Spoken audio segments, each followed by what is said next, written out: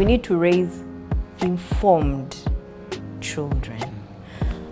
To cover their faces, to hide them is like digging, like hiding our faces in the sand. You know that thing of their cartoons kissing? Instead of taking off that thing, leave it on, let them watch. Forward. I remember our stars at forwarding, those things. We continue our series on teens and tensions in the shoes of a teenager. Once this happened to me and my mom, and it reached so high that she disowned me. Wow. I know, it happens. No, we feel like that though. Yes. Yeah, we do. Said the words with her mouth. Like, I'm done with you. Yeah, she said, I'm done. We were both crying. Like, that's how bad it got, right? It's so unfortunate that in today's .com age, the world shows us who we should be before we get to hear what we're actually meant to be. I really feel like some parents are really trying. Your son is trying to. That's why I'm asking. That's why I'm pressing this side.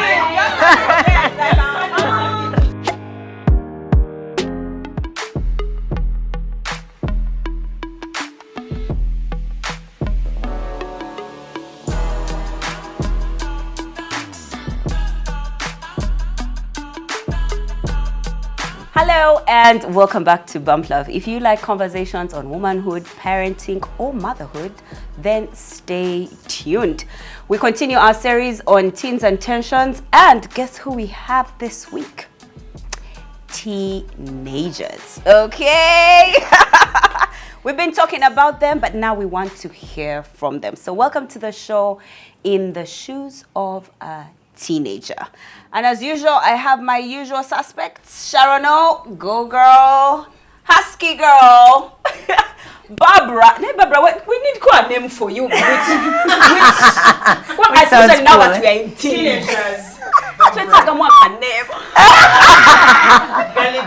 She can't allow Babs. No, she had picked Mama boy. Oh, wow. Wow, such a teenage name. We like it. But maybe for this show, she's Barbs. I know, maybe Barbie because she likes pink. Maybe. I know. What's this? Yeah. Mama boy. Yeah. But here, right on my right, Hilla Eliana Kitsembo. She's only a paltry 17 years old. Here, some of us here times 2. Two of who are inside us. I don't know. What is she talking about even? Hilla is the firstborn of 3 girls. She just finished her high school end of last year, and is actually currently taking a gap year. Wow. What's a gap year? What's a gap year? What's a gap year? What's that? I'm taking a year off to rest so that I become of age to go to university because I'm a little too young. Play those games when you're young. To school when you're a little Sharon, you're being a mom. You're being a mom. Don't do a gap year. You're being a mom. That's why you didn't get a gap year. It makes sense. If you're too young, you've gone too fast, then take a gap year to become of age. Yeah. So if you're of age, just leave it alone. Again, it's a luxury for the young. But you can't be in older people, then you're saying I'm taking a gap year. But anyway, she's a musician. She's a musician. Actually, she's a violinist. Nice. Yeah, and she also sings as a worship leader in the youth ministry at Watoto Church. Tinda. Welcome to the show. Thank you Hilla. for having me.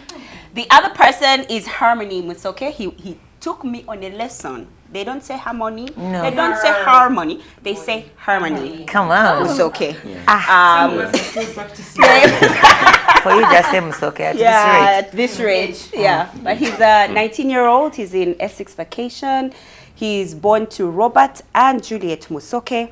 He's currently learning a new language. Which one is that? German. German. Yeah. Okay. Ich spreche Okay. Come Guten on. Morgen. Guten Morgen. Only it's afternoon, but let's move on. It's afternoon, but okay. I know. And she just said good morning, but Feel it's free. okay. We're proud of you. Be free. But he's also serving at Worship Harvest Nalia at in the dance team and the hosting team. Welcome to the show, Harmony. Thank you. I just had dance. What? All I had was dance. Yeah. Okay. She dances too. Let's move on to let's dig in to the show. Okay, so we've been having a series on teenagers. We've been talking about you guys, and we thought. Specifically? No, like teenagers, teenagers. Harmony, your siblings, Harmony, you know this is his mama. Wow. And you know me, how I feel about you. You didn't have to make me sound that old. It wasn't necessary. Like nobody asked for that information. Twice the age, yeah. But that said, we've been talking about teenagers, and we thought, let's hear from teenagers. And so today, you guys are actually representing all the teenagers. Cool. And I would like to ask any mom, any father watching this show, or if you're a brother, you're a sister, and you have a teenage child, cousin, friend, anybody close to you, call them. Let's watch this show together. Feel free to pause when you have to ask follow-up questions, to ask any question that you might have, because they are trying to represent all of them. And if there's something that we miss out, please let us know in the comment section. Awesome. So let's start. What are some of the things teenagers of today just wish adults like ourselves, parents, understood about being a teenager and what you guys go through? I begin? Oh, he's a gentleman. Mchala Julie, ne Robert Musoke Tweya. Or to call it devil. What a child. Some things teenagers today may struggle with that adults need to understand. From my personal experience and from the community I was surrounded with growing up in most of my teens, the thing I was most misunderstood on was my emotions, right? I wish it would be understood more that as teenagers we actually feel, and we feel things a little bit more intense than like a normal parent or child would feel. It's like, you know, with all these hormonal changes, it's like everything is multiplied. So when we're going crazy, I just wish there was a bit more understanding on that side of my growing up. Wow. I think for me, like she said, understanding emotions, I'd really love to take it into the context of generational parenting. That's a big word, but basically, you know how, you have baby boomers and then Gen Z and blah, blah, blah. We have different categories that we fit children into and people of today. But also, we have to be reminded that parents also fall into that same group, specifically mothers, So the same way a mom who was born in the 1970s is going to be different from how a mom who was born in the 1990s is going to raise their child. And they all have different, methods and tactics. And before, we started rolling, I was seeing the people who are hosting me today, laughing and making jokes and, having so much fun. And like it got me thinking. No, honestly, I'm complimenting you because like I go back home and again, Mom, I love you so much, but allow me to, So like my mom doesn't show me that side of her. She's only open like that around her friends who are her age and who can understand her things. But again, that causes me not to, I'll say trust her as much because I don't get to see her fully. So I don't understand who she is as a mom. So you desire to know us as people outside of being moms. You want to know who's this chick, who's this human being, human being. And because moms or generally parents take the initiative to figure out who their children are so quickly, they sort of close the opening for their children to figure out who they are. So that's where the conflict is. So I'm trying to know you, you're trying to know me, but actually we're getting nowhere because one side is because blocked. I'm closed. I have decided that I am mommy. So that's it. So one-sided relationship. But think of taking out your son or your daughter on like a date as a friend, we're going on a date or taking them out to play a game or How is next week? Because really, I'm about to be offended. Like obviously Mama here does it so well, but just try to see them other than your children. And then you're opening a door for them to also see you as not only their parent. I could go on and on and on, so just cut me off where. Feel free because I feel like we're about to apologize every step of that. Yeah. But just to ask about the emotions and how intense they are. When, for instance, you slam a door, do you want me to come and ask why you're slamming? Or do you want me to let you cool down? What do you want? Because the emotions are so intense, but most times as mothers or fathers, ours also just shoot. I know a mother who removed the door. No, she removed it. There are many parents. We have toolboxes. Yes, the door was removed. Why are you slamming my door? You're going to break it. You're going to what? I don't like your attitude. You're rude. By the way, you're under my roof. The door was removed. So what do you want? We knock and say, excuse me. Permission to come in. Can I come in? Why are you slamming the door? What just went wrong? Are you okay? Yes. Really, before you answer. Scenario like that one. And the mother would say, oh, please control your emotions. I would see myself saying that. Okay. I continue. So for me, but let me. You don't even turn. Just give. You don't get the time to reach that door. I'm like, where are you going? You have time to talk. No. You don't have time to talk. No, you're just. No.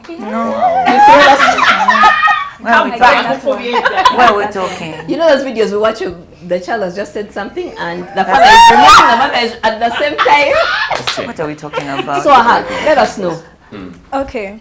In that kind of situation, it's to get to the point where your kid is running and slamming the door, it must be like emotions are high on both sides. I understand that, right? One thing it's not right to like take any immediate action to that, because that's just going to intensify whatever you're both already feeling, right? You go to the kid, why is slamming the door? Because you don't understand me, then you think you're the first one to be, everything just keeps building, so in that situation. So I think, or in my situation, as my mother really, she always used to give me time. Like, she would also need to take the time herself. Yes. Because nothing is going to be sorted. It's just going to get worse from here.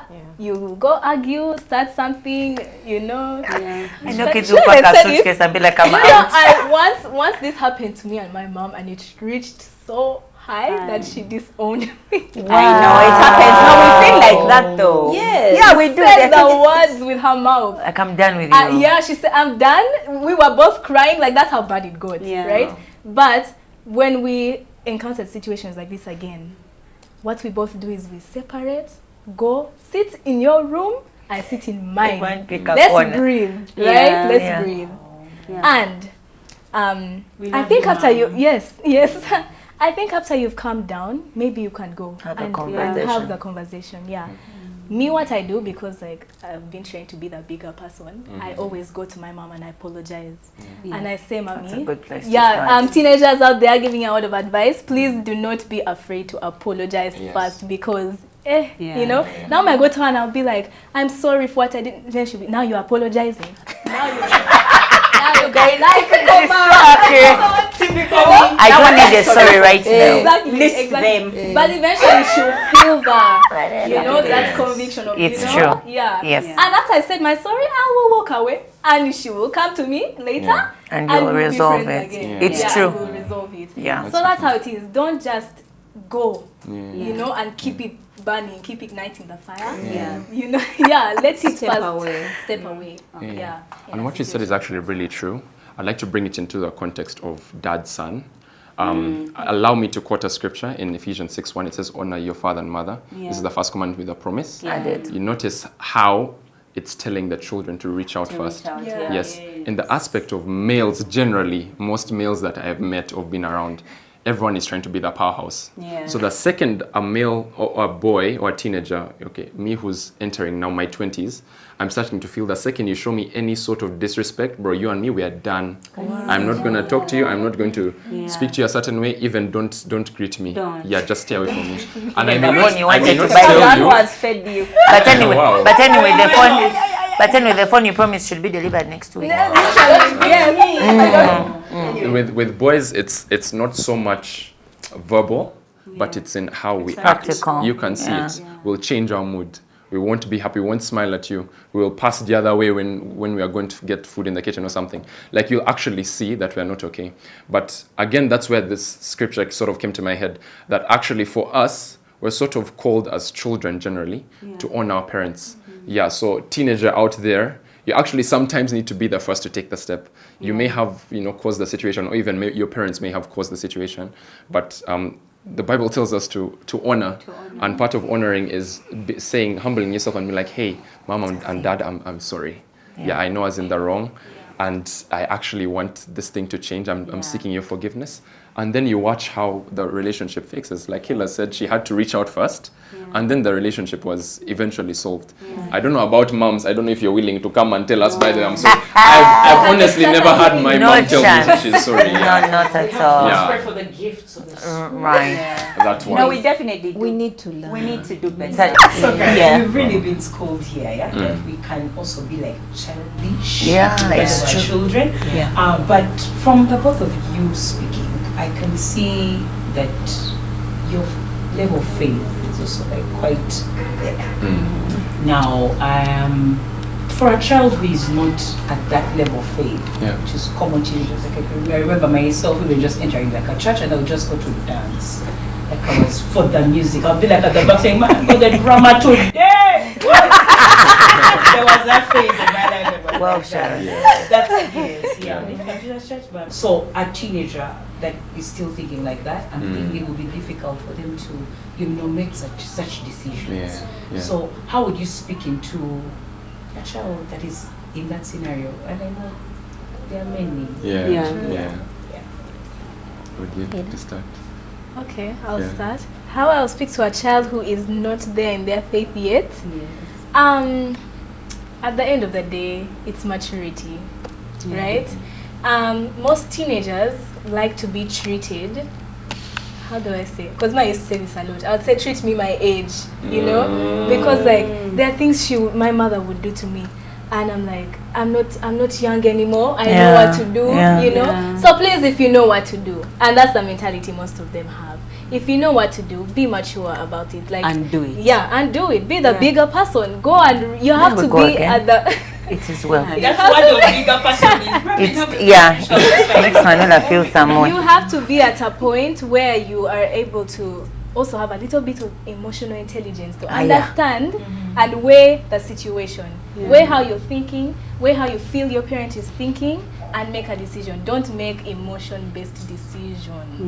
It's very important. Those are the ones that did slam the door. Then they come, why did you slam the door? And they slam you instead. It's true. Slam you instead. So at the end of the day, it's maturity. That's what I would say. Maybe just one small word for the boys, then we can move on. What would you do if you are the dad? If you are playing dad, what would you do? So think about that. And then how would you feel if you or if your child was treating you the way you are treating your dad? I like that. For boys, it's so simple. You just give them a formula and it works. So formula is, what would you do if you are playing dad? It's so cool. But there are certain challenges that we're aware that you as teenagers go through, or that you're dealing with, especially today, because as the challenges we had, but we are like, at this point we're not trying to challenges. Have you had walking to and from school? Excuse me. Our challenges are valid. But I get parents. What are we telling our kids? No, at first it wasn't cool until it became cool. From here to here. Mogamba. Anyway, but we're aware that your challenges are obviously different from ours. And yours, there's even now online challenges, social media. Tell us, what are those challenges that you're facing, that you're dealing with? Maybe not you, but the friends that you've seen, that what are they having to deal with online, at home, at school, at church? Like, what are those things that they're dealing with? And who's causing the problems? Because we're here sometime on one of the shows. If you haven't watched, please go and watch. And our guest said you are the problems. Parents. Everything is your fault. Parents. And so we're feeling fake. So we've called you and we're like, Indifferent, tell us. Help What are the us. stress points? Are we the ones, and what are we doing? How are we causing And this? are we stressed anyway? Well, Are we Yeah. the question that you asked, I'd love to start by answering. Now I know this cuts across both male and female, but I'll try to explain it and then I'll let Hilla proceed with that. So one of the major issues that all teenagers go through the second they hit 11, 12 is identity. Yeah, we all have or have had identity crisis. And it's so unfortunate that in today's .com age, the world shows us who we should be before we get to hear what we're actually meant to be. Yeah, or before we get to hear from our parents who we're meant to be. How does this happen? How does that work? Artists, movies, cinema, all these stars, Hollywood and that sort of thing. And even outside Hollywood, just generally the music world and the music industry social media is putting out there different personalities, or let me call them identities, of people who are sort of successful in life. If you ask a boy what things he wants to achieve in life before a certain age, he'll tell you he wants to have a lot of money, he wants to have a family, he wants to have a cool car, and he wants to be settled, like he wants to retire by yes. And guess who's succeeding at 25, 23, 24? All the Justin Biebers and the Dua Lipas and those guys are doing it at a young age. But we forget, now I'm saying we as parents and us, but we forget that the picture they're painting for the teenagers looks lavish, but is just a coating of what's actually inside. Because if you actually see the kinds of lives that those people live outside the camera, it's really heartbreaking. Depression, drugs, loneliness. And guess what happens? The teenagers follow the same thing and they fall into the same problems. So they didn't get to copy that side of it. So how can we help? Because With the many moms, identity, with the identity, because we don't like if you're saying I'm struggling as a teenager, I don't understand who I am. I don't know who I am. How can I help as a mom? I'll answer this question the way I've learnt it first, and then we can expound from there. Number one is understanding your true identity. Now, the Bible at least has taught me that my identity is founded on Christ. And because Christ died on the cross for my sins and paid it all and left it all there, I'm now a new person. I'm no longer defined by my sin.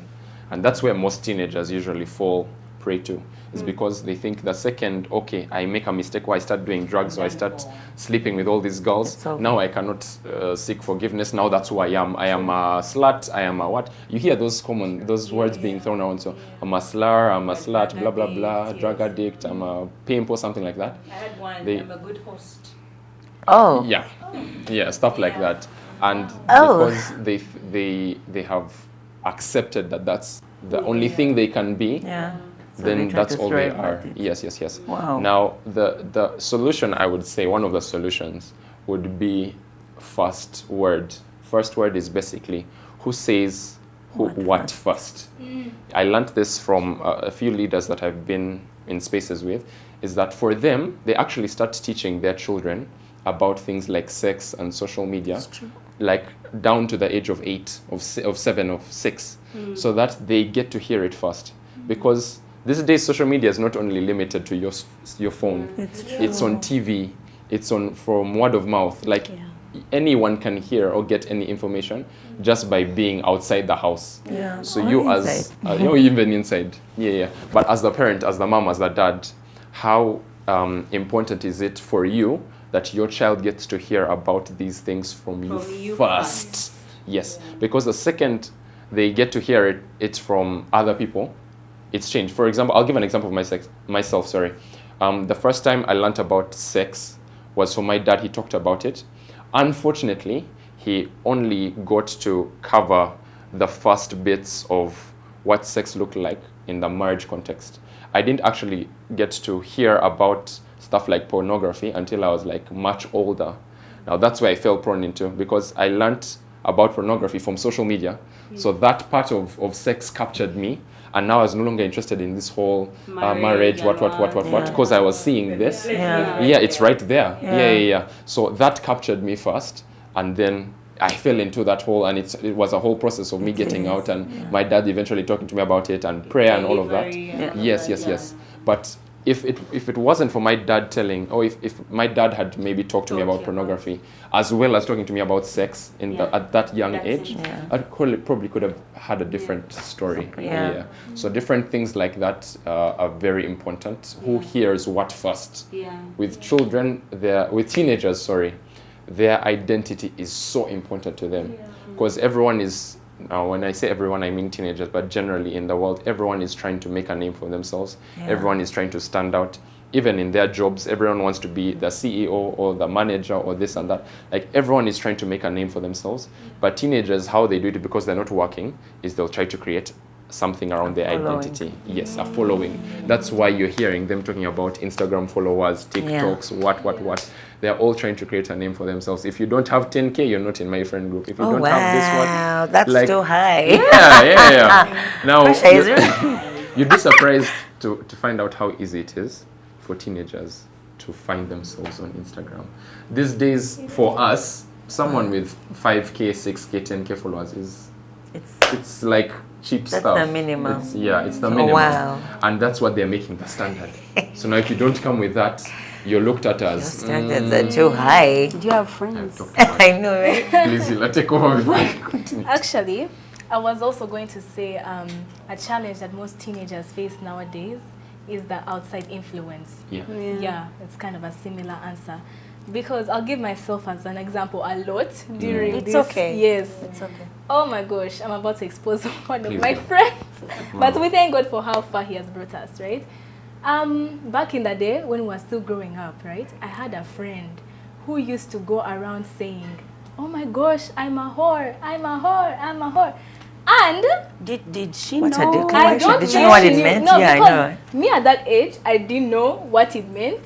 And we were really like very close. Cool. So I don't think she knew what it it really sounded did. cool, right? And we were all at an age where we were trying to look the same.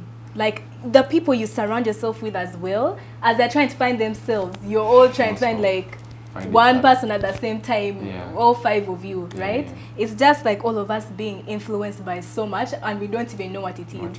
So now me hanging out with my friend, I was like, but she looks so cool. Do you know what I started doing? I started those ones. I went around saying, I'm a whore. Yes. One day someone came to church and said, do you know I had a rumor about you? I said, what rumor? That you're a whore. And then I said, oh yes, I am. Oh my God. Do you not at that age, I'd never done anything in my life. I didn't even know what it meant. And I was like, girl, yes, I am. And I'm like, thinking back. Just what was that? I do not know. So that's like what a lot of teenagers go through.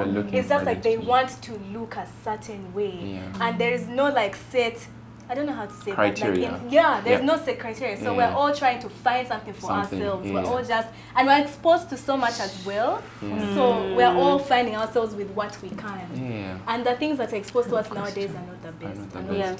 And then you go, sometimes you ask questions and you're shut down. Now me, I was not as lucky as you two have been told these things at an early age. For me, my parents shut me in the house. Like touching grass was a miracle. I'm tell you how my morning routine was. I still remember it. As a firstborn, like I look at my legs and I have 0 scars.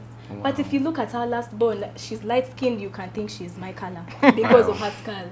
Like I would have to wake up in the morning and sneak into the garage and open the door like this, hoping no one is here, and hear my come back, sit there. Wow. And that's how my life was. I think I just started getting out of the house when I was like 10 years old.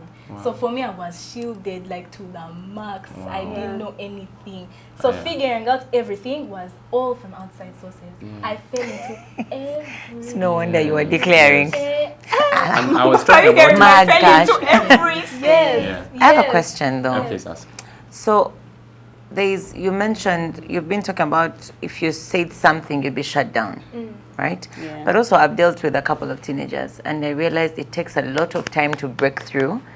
It's, I don't know if it's a trust thing, but they're so guarded. It's a thing of, no. Because You don't know me like that, right? It's like, you don't know me like that. And then also it's almost as if you can relay information to Barbara, but you can't relate to your mom, right? And your mom is cool, right? She's really cool. She doesn't scream at you. She doesn't. But there's a thing like you can tell Auntie Barbara, who by the way is her sister, yeah. But then she knows everything about you, and your mother, you're like, Like, what's up? What's up? Because I really feel like some parents are really trying. Your son is trying to. Yeah. That's why I'm asking. That's why I'm pressing this side. I have something to say. Okay. So I mean, we could have just taken tea, but let's do it. It's okay. Yeah. I'll even say this in the camera. So it's okay.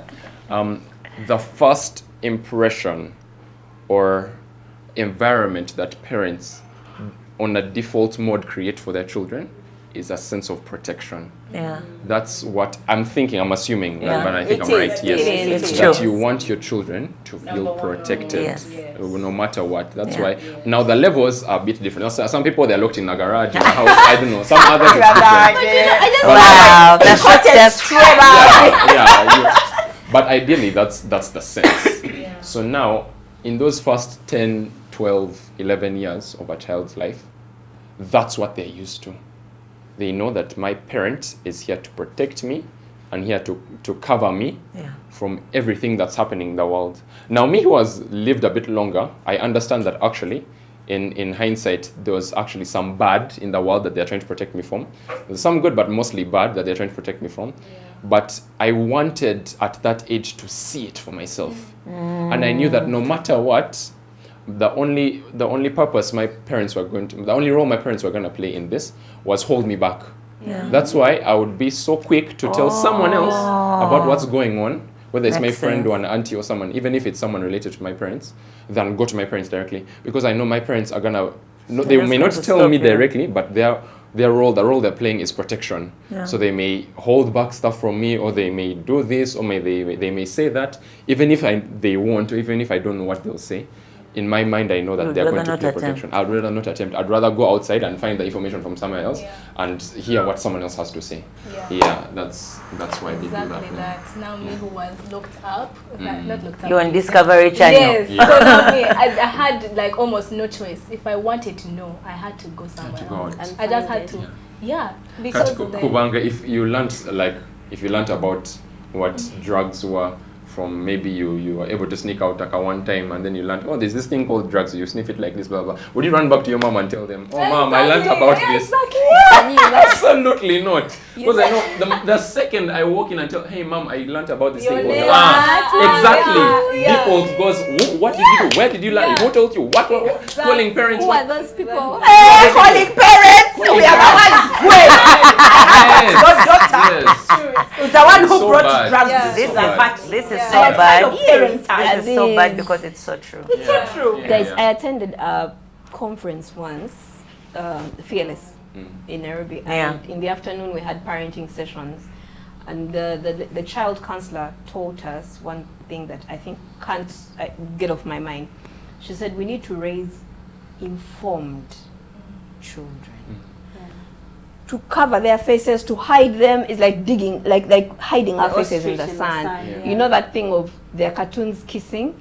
Instead of taking off that thingy, leave it on, let them watch, forward. And then fast forward. I remember our stars at forwarding, you know, those things. You just hear your parents' footsteps. It's you jumping at your chair. 3 arrows. It's moving so fast. Yeah, but I get 3 arrows. and there's 1 arrow, 2, 3. Wow. By the time they open the door and They find the things they're back to the garden scene. I feel like to an extent, actually, like you said, letting it play is important. Why? Because as a parent who wants to inform their child, I feel like in that situation, the purpose for letting your child watch that is so that you can go and tell them and be like, hey, Create conversation. this is what is happening. Exactly. Yes. I know you're doing that. Well, and this is the context under which it can happen. Thank So you. that when I hear it from mom or dad for the first time, and whenever I see cartoons kissing, they're probably either married or it's only for married people. Yes. Most So guys me are who's messed not up. married, Guys, we even I can't see be doing that. Yes. females. Yes. Yeah, LGBT, whatever. Thank you. So yeah. you see, LGBT, you start the conversation, Exactly, and that's exactly exactly. what she was saying. She was like, let's have informed, but let them be informed about the right choices, right decisions, right timing. Yes. Such that when the questions come out, their friends are suggesting things, they'll be like, no. My mom mother. I know that thing. Yeah. And I remember her scandalizing us and saying she went to speak to her child and she was talking about normal sex, man and woman, what? And the child asked, Mommy, what about threesomes? What? Yeah. That's a really good conversation to Because have. they had heard about it before the mom came. When it catches you off guard, my friend, it's not a good Before the mom came to conversation. talk about it. My mom hadn't discussed just by normal sex, things. Just normal things. So the kid child- is like, ask Yes. The child ripped it apart. What about what? She's like, you guys, the things our children Even are I haven't had one. Even I need an explanation from another adult what this is about. So Yeah. she said, introduce it to the children. You know, speak to them about sex, so that when someone comes and says, no more sex is threesome, they say, no. My mommy said, man, woman, under the marital. setting. Leave alone even people coming to talk to them about it. Movies and series and Netflix and TikTok. Yes. It's all out there on display. LGBTQ, threesomes, what, you name it. Snap. Animals, what? It's so bad. Snap. Guys, Please no. social media. Animals? Yes. If you want, you know what I mean. Yes, animals. He's talking to the You teenagers. will see it and you will be intrigued and you'll want to find out more. Yeah. And before you know it, you're in some random website seeing ads that are... You even feel so embarrassed to walk up to your parents and be like, Mom, I saw this, that, I saw this. Which is why I talked about identity first. That's really like the first thing that you should clear up. Because that when you see this thing, you understand that no, my sin doesn't hold me from actually looking for forgiveness. And it doesn't, looking for help. Yeah, but if that's the kind of mentality that you have and you think that your sin has tied you with chains like this, the second that thing happens, You stay chained. you stay You chained. really stay chained. Yeah. There's But I something like that. Okay. No, I like that you talk about identity, because another thing that identity does is the line is very thin towards pride. But once a child knows who they are and what the expectations are of a person like that, I am a princess. I am a child of God. Yeah. When someone comes and introduces something that looks like not princess level, prince level, no, it's not for me. We don't do that. So in essence, she was teaching us to raise informed, knowledgeable children, such that the world or friends or influence of social media doesn't teach our children. Wow. Because their view will be skewed. But you know, I don't know if I've ever told you guys a story of Bianca. I think she was about 3 years old. She just started talking. And we have this thing, Brian and I, where we watch movies every Sunday. So we're watching this movie where there's this chick who's gay. You know, and the truth was, we looked at each other because they were in the sitting room. Usually they go and play. But they first be in the sitting room to see as if they can manage the movie. Then they realize it's boring, then they get out, right? So now, they are watching the movie, and we're like, Brian and I are checking each other whenever that chick would come on, like, can they tell? Oh dear. Can they tell? Anyway, they get bored, they walk out. So we're like, because the chick was acting so well. Do you click? But Bianca comes, checks. Hello, hi. Nothing, we go back. One point, like third time after checking, I said, you're still watching the movie of the woman who's acting like a man. Who is sharper now? You're 3 And you years. thought she wasn't catching And it. we thought she was not catching it. Wait, Tabagets. You know something? We had to have the convo. Yeah. Of course. At 3 years. What did you want to do? 3 years. Yeah. Conversation. We started the LGBTQ XYZ. convo with Bianca at 3 years. Exposure. 3 years. My- But there's something that Hilla had said about there's where you look for information when you're not getting info from your parents. We want to hear where you're getting info. Like, you know, because you brushed over it. You brushed over it. No, we're not going to lock up anybody. Because for parents, it's Google. Those questions you can't ask the doctor or ask your friends. The parents are on Google. But tell us. Just tell us so that... Once a parent looks to be so, I don't want to say speculative, but so into what we are doing, we are going to automatically go into defense mode. So just even word alone can help put down the walls a bit. Because now in my head, the first thing I had when you asked, where are you getting this information? They want to go and find out. Now they're going to call what. Yeah. So the whole thing that Barbara talked about educating your children to be informed really also needs to be present when you're looking for information or when you're trying to have a relationship with your child. Because as your child, I need to trust you as a person and as a parent. I can trust you as a person to be around, you know, take care of, or I can trust you as a parent to take care of me and do these things for me, blah, blah, blah, blah, blah. You know, be my parent. But can I trust you as a person that you actually won't judge me the way I think my parents are going to judge me? Okay. Yeah, that's why there are two different sides to... Okay, so then let's answer this.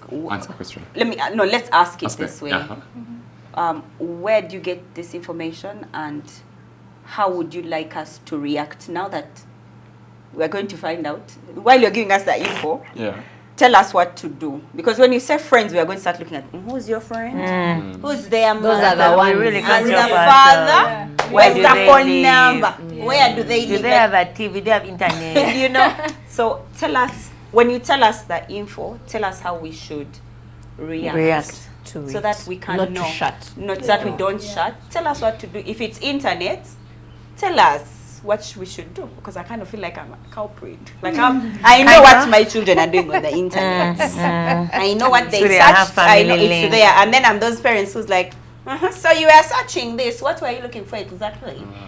Bambi, hi sister. And then they're like, I feel like I I'm don't a know. twin. What do you think you don't know? You were the one sat. You did it 4 times on Monday, on Wednesday. You watched its real shows. Yeah. This YouTube video shows it was watched for a whole 30 minutes. I feel you. This is it. I advise that as you are speaking, keep looking at how many funnies reactions. Say the word wow like 16 times. Just 1 minute. Like this is exactly what I don't want to tell you. One time Mrs. Mulondo told me she checked one of the kids' phones and they were texting a relative, and she said, why were you texting Uncle so and so? Don't you know he has to work? Why were you sending him? Why in the middle of that? In the middle. Why were I you even texting stopped them him? WhatsApp status. No, for real. What are you sending your WhatsApp? You know what, you guys? No. I do exactly what she does. But you see, my son is really bright. So you go to the outbox, it's clear. Hey, but then when you go to the inbox, man, that jazz will check out. I'm like, I'm like, oh, you forgot the inbox. Yeah, I'm with those parents. I even have family link. I'm like, what are you trying to download? I have seen you. Yes. Yeah, I got you. Figure it out. Link. Yeah, I'm so sorry. Now you see, Hilla, since tell I'm us, feeling my where secret, is it's your information- time. Where is information coming from? Yeah, let's shock each other. I got the information I know from my friends. Yes. Right? Yeah. But the thing about it is, the people I was surrounded with were all trusted by my parents. And my parents are already close. Like, it's like actually we were the next generation of our parents. Because our parents grew up together. So we are also now growing up together. So for me, I just got my information from my friends mainly. And the thing about it is, they would find out things so quickly. And when they come to you, they say, by the way, don't say that word out loud, but this is what it means. So they're already scaring you in that. Me, I'm already scared by the person who is informing me, right? So me, personally, that's how I would be informed about things. Yeah. And then my mother, it was that, now she's different. But back then she was the type of person where if you dare come to her and say, what is that? Oh, shut There might be a peg on your lips anytime. like you've never been shut down before. Like she would dismiss it. She was a my mother. Professional dismiss. But she would dismiss everything back in the day. Now she can like Engage. she can, because man, when you fall into things, there's no choice but to Yeah, that's why it's really important to inform the kids so that they don't go to discover it for themselves. Yeah. So when you come to ask, we should leave our shock at the back of the head and as if converse as if nada. Then after you've gone, we're like,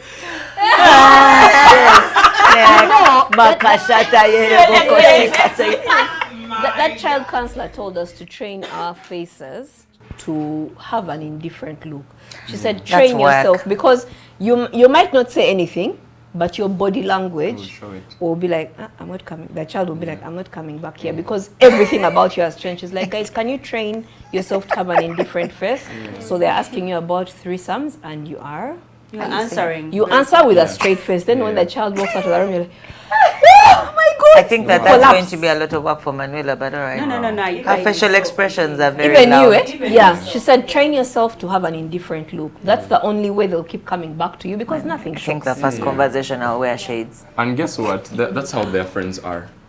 You're not shocked by anything. Because for them, it's a normal thing. When you're talking about the thing with Bianca, about how a 3-year-old can tell that, this girl's acting like a dude. On default mode, sorry if I'm using incorrect English, but by default, humans are attracted to sin, like even without teaching them anything.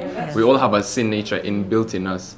So it's so easy for people to go looking out for the bad to do and not seek help, which is why once a friend outside, you come and tell them, I saw this thing. I saw a girl, man, her body was looking this way. She didn't have all her clothes on. The boy's going to be like, that's cheap stuff. Come, let me show you the real things.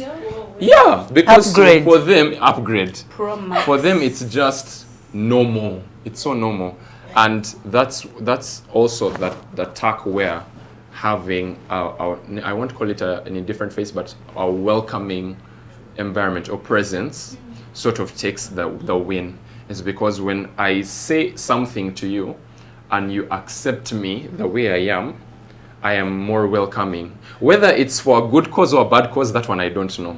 But once you accept me with no judgment, I'll tell you all my things. I'll listen to whatever you have to say because after all, you're not judging me. You've probably done the same thing also. Now that is a delicate area because it's very easy for the friends. They'll just come, let's go deeper. But for our parents, that's why now you can have the advantage and be like, it's okay. Now this is the actual right thing to do. This is the way you should go. Next time you're in a situation like this, these are the things that you should do. So I have something to say though. I understand where you're coming from, but guys, please be gracious to us. Because man, after that shock, allow the parent. I almost feel like I need to say, how many? Commercial break. Can we pack this? Because I need to first. Yeah, first of all, you're telling me things that were not in my time. And so it's like you've shocked my system. You know that bit like you take ice cream in large quantities and you're like, you first freeze for a sec. Yeah, so I think that for teenagers, also give us some grace. Just allow me to first. They'll be like, okay, I think I've shocked her system. Let me first. And then we can get back into it. So you just be like, and you see, this is why I don't tell you my stuff. Because this is how you react. Every time. Man, you have to understand that in our time, it was a look. And you organize yourself. There was nothing like, child, come, let's sit down. No. You knew what to do, when to do it, how to do it. Do not question me. I have said so. And now for you, it's a thing of where we need to sit and actually level up and talk. Yes. So I think that you just need to be gracious to us as well and understand that it's a different time, like you said, generational. What did you call it? So can we say that then as parents, when a child has said something and we've shouted, can we also catch ourselves? So that then, catch yourself. Okay, you are finished shouting. Who gave you such information? Get out of my... Now I've gamed. Can I just sit down and say, okay, what was that? You know, in football matches and sports games and generally most things in life, is what we call halftime. So that's a phrase that you can introduce in the family. Halftime. I'm gonna do that. Take a pause. Starting with you. Let everyone, go breathe a bit, drink some water, breathe in some fresh air, eat some ice cream or whatever. Come back when you're refreshed, when you have your thoughts in your head. Then we can talk as adults. We don't know. As adults. Have you caught that? The respect thing, you guys. Let's for men.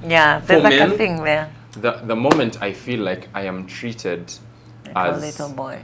Yeah, like a little boy, I'm off, I'm gone. I'm not gonna give you what you want. At what age do you start feeling like you are when I hear it, because as much as you want to disregard it, the first role models of any child, especially as they enter their teenage years, is their parent. You may not see it, you may not hear it, but it is what it is. Yeah. We won't tell you that, hey, mom, dad, I look up to you, please organize yourself. Please don't tell me you don't have money, because what am I going to now do when I'm your age? Hey!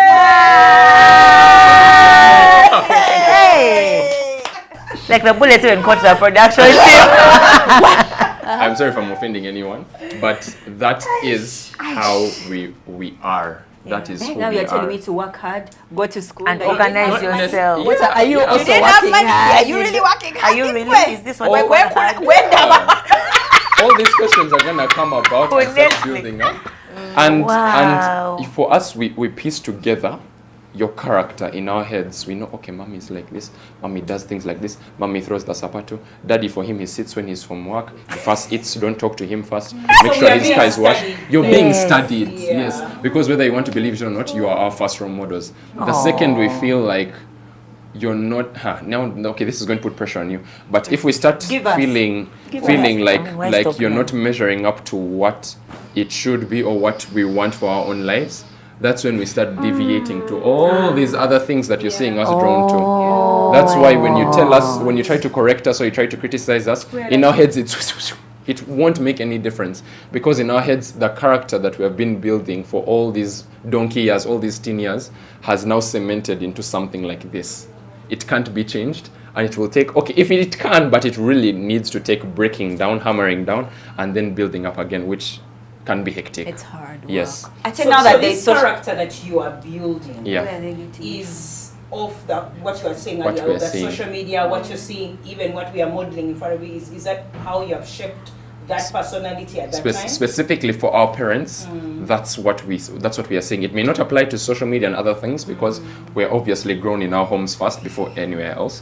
But that's usually what we be doing as children, is that we are looking out for what mommy does, we are looking out for what daddy does, we are looking out for those patterns, for those characteristics, so that inadvertently, for example, when you get out your shoe to throw at your child, you know that they're going to dodge. Even if you don't actually throw it, you know that they're going to dodge, because they're used to mom throws her shoe, dad does this. And that goes beyond just the punishments. It goes for every single thing that you do. So pressure, no pressure. But even... we are feeling the pressure. And I'm calm with the pressure. I just want to know, where are you getting the standard from? You know, the standard to which you are measuring me. Is it your friend's parents?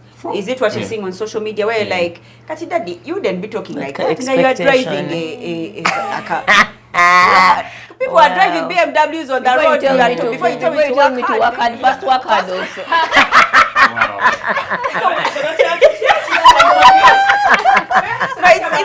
It's going on in their heads. Nothing like do as I say. Where is this standard? So that we can... Okay. I'm understanding. I don't know if I should let you last speak first. You want to say something? Where do we get this standard from? Yes. Where you measure us and you're like, oh no, touch a bit again. Mommy should be here. Right? Should be here. This is the standard for parents. But at the end of the day, as teenagers, it's all from the influence that we have received. It's all from what we have seen from outside. It's what you're seeing your friends' parents be. Because there's nothing to measure against if you've not seen it and like have a small feel of it, you know. And my mom loves to say these things. I can catch her like doing some things, and then I'll just do it, and she's like, "Why are you doing that? I saw you do it." Do as I say, not as I do. Not as I do. Yeah. I'm like, oh, so who am I supposed to like look to? Or like, you know? So it's a thing of the what influence. I'm seeing, What you're seeing is what you're expecting to. Yes, I want to share something. Please share.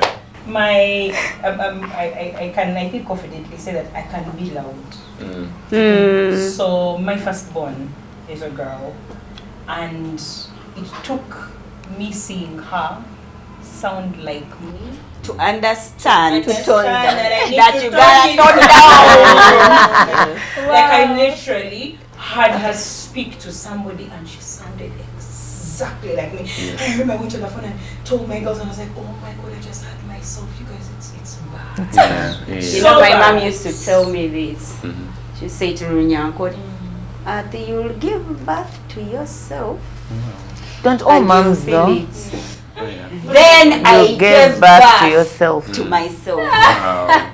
Bianca is a copy Yes. Yeah. Yeah.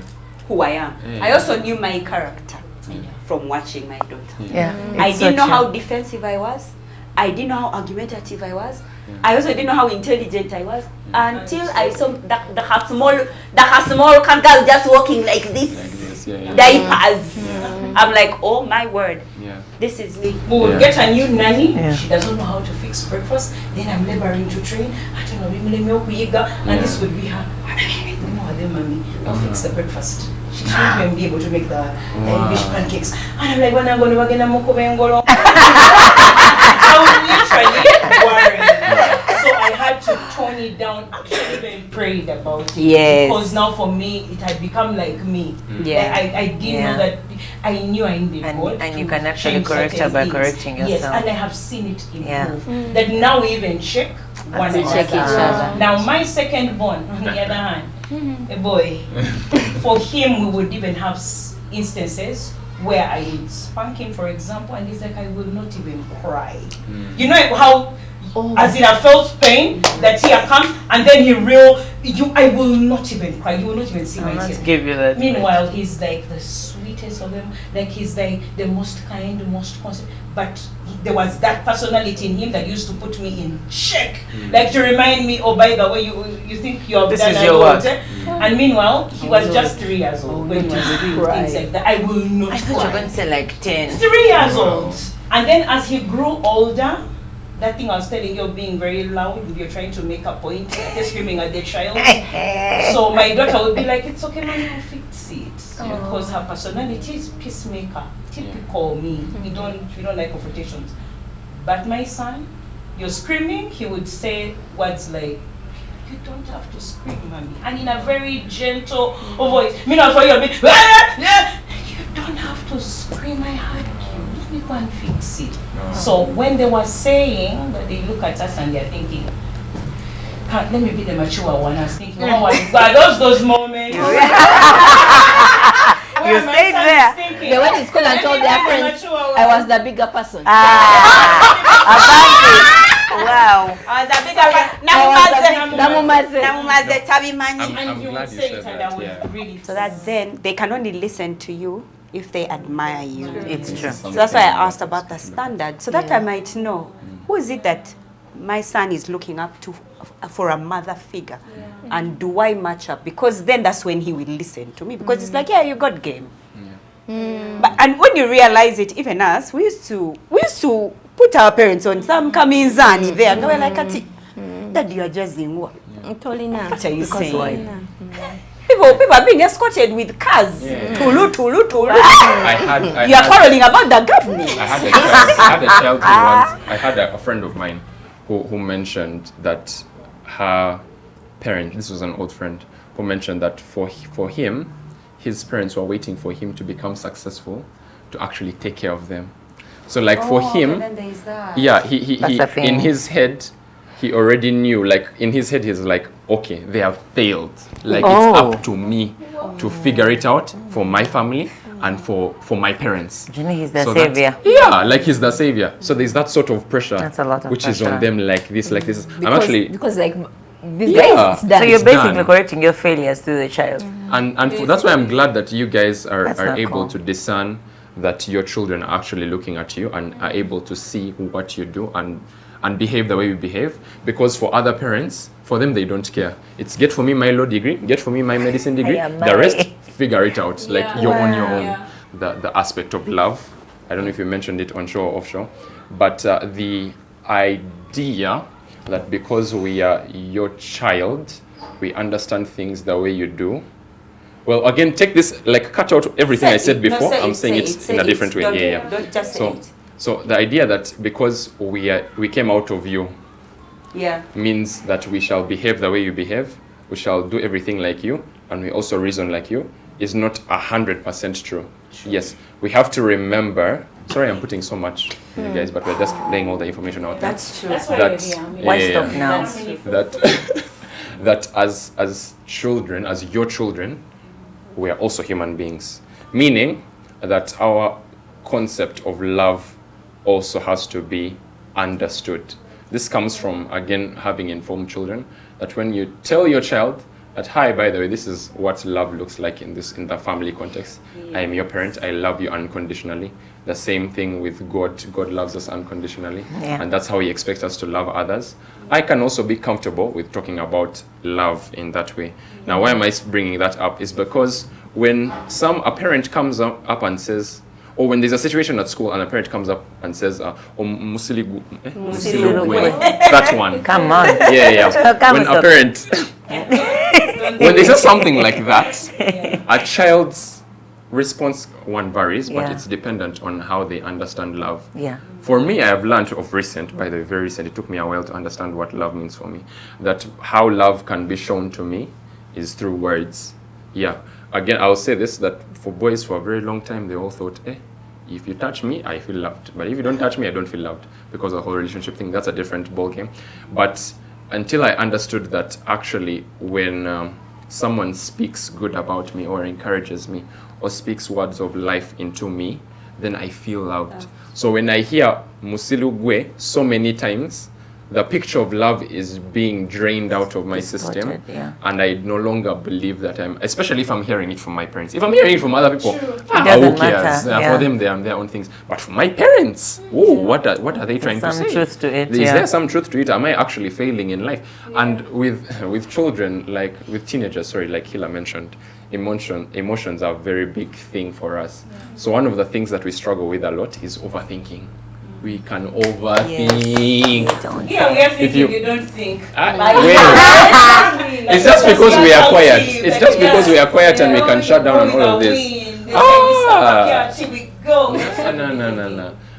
Everything that happens for you guys on the outside happens in our heads.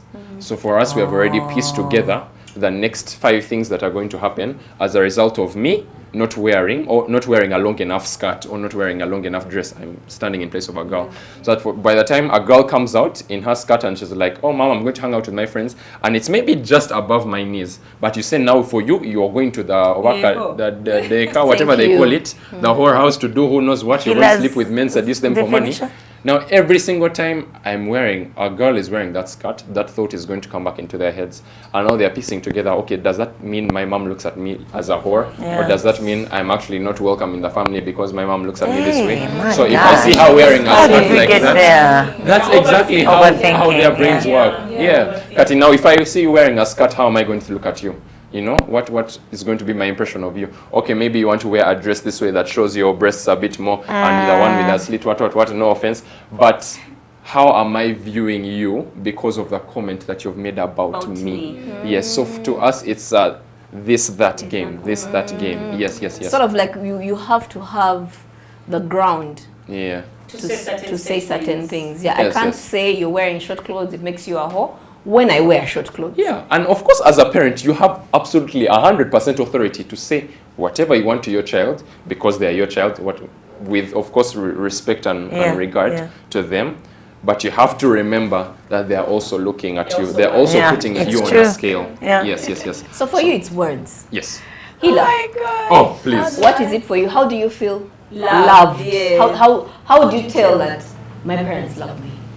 I tell my parents love me by their words as well. Like, my parents have always been tellers. Like, they tell you, I'm so proud of you. Like, you did this, you did. They really vocalize like their pride in me. And I'm so affected by my parents' words. Like, I don't think there's anything else in this world that can like break me down. Because there was a time in my life when I was doing a subject I did not want to do, that I was made to do, right? And I would like fail in it, not because I didn't understand, but because I just didn't want to do it. And there's like a mental block that came in my head that I couldn't do that subject.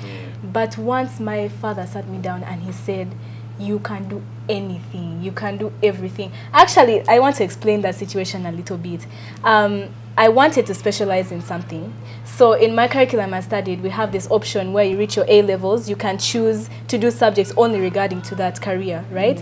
So when I told my dad about this, he said, no, study everything, do it all, like don't specialize. Do it all. And that made me mad because I was like, why do you want me to do everything when I know what I want to do? There's a shorter way to get there. Why do you do this? You know, like it was a whole thing, like it was so dramatic for no reason. But once he started telling me, I'm making you do this because I know your potential and I know that you can do. I've seen it. He would even tell me things I would do as a child that would, like, you know. Once he told me that, I think I was now like halfway through the subject. I had never failed again. A plus, A plus, A plus, A plus, A plus. Just because in my head I can do it all. They've seen me do it all. From your dad. Yes. Yeah. And other people would tell, my teachers would be like, but you're smart, you can do it. But you can do it. So why? But I'm like, I'm not doing it. What are you saying? Why are you lying to me? Why are you lying to me, you know? But once he said it, just that was it. It became wow. So whilst parents are being upset at their children, they need to remember that actually we look up to you guys. Like you mean the world to us. You do. And disappointing you is like the last thing that we want to do. So we're also trying to be better. You guys are overmatched.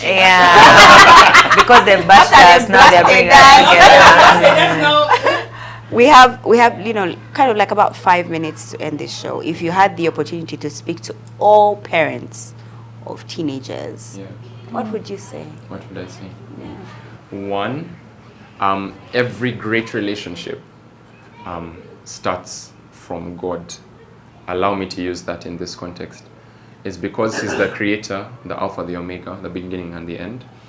His ideal life for you is so great, you know. It's destined to take you to such a great place, but without understanding that, and I'll call it God's love for this example. Without understanding God's love for you and how greatly He wants you to achieve in life, every single other relationship that you have, whether it's with your parents, with your friends, with your siblings, with your peers, blah blah blah, is already cracked.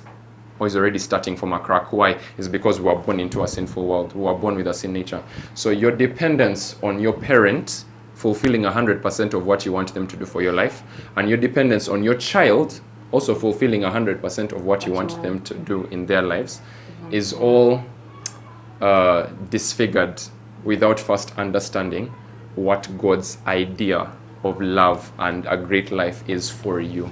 Now that cuts across both parents and teenagers, but I believe that understanding that as a parent can help you also transform your relationship with your teenage child. Why? Is because we are all human beings. Now I'm not discrediting anyone in any way, but maybe your understanding of love has been distraught. Maybe your parents didn't show you love the right way, or maybe you saw love first from a sexual context, and now you feel so restrained to open up to your child or to share with your child because you think that's the only form of love I know. That's not what I want them to know. But once you actually step back and understand that, hey, God loves me this way, and this is what He tells me in the Bible, and this is actually the life that He wants me to live, then the grace, like Husky said, that I'm going to extend to them, my children, is going to be so much more. The love that I'm going to show them is going to be so much greater. It's because I've received first. I'll use the example of a river, like I've heard from other spaces. A river works with two principles. One, it receives water. Two, it takes out water. So in every relationship that exists, there is always those two sides. One, how have you received? Two, how are you giving out? Now, very fortunately or unfortunately, one is dependent on the other. If you're receiving limitedly, you're going to give limitedly. If you're not receiving at all, what will you give? You'll dry up. But if you're receiving immensely, you'll have so much to give. So thank you so much, Harmony. Wow. Advice I would give to teenagers out there with their parents as well. Please do not feel afraid to express yourself. Expression is very important. Like, do not feel the need to hide away from your parents. Because as much as they say, I've been there, I know, it's the truth, right? And on that side of things, parents, please, you've been there, you know, don't stop there. Please share your experiences, because that's something that really helps. I've seen it in my own life. Like when my mother used to say, I know why I'm telling you don't do that, right? But now you're not telling me why, so I'm going to want to find it out for myself, right? Tell me what you did and how, where did you go, and how did you end up? Once you like tell you see how it's hot when you be asking us what were you doing, what were you searching? That's how we also be feeling. That's how it feels. And if we start telling you, you make us, more curious when you just don't say it. Yeah. So be as filtered as you need to be, but I think it's very important to be open as well. And tell them the way it is. Life is for experiencing. You're not going to be able to shield everything, and it's the hard truth, but it's the real truth. Yeah. So that's what I would like to say. Just expression on both sides. Yeah. And emotional Life is for the intelligence. what? For experiencing. Until next time. Until next time. With love from Bampla. I can't say anything. No,